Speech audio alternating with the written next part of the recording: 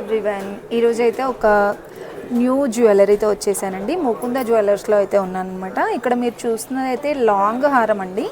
ఇది మనకి వెయిట్ వచ్చేస్తే 93 గ్రామ్స్లో ఉందండి. సో దీంట్లో ఒక స్పెషల్ ఉందన్నమాట. ఏంటంటే మల్టీపర్పస్గా యూస్ చేసుకోవచ్చండి.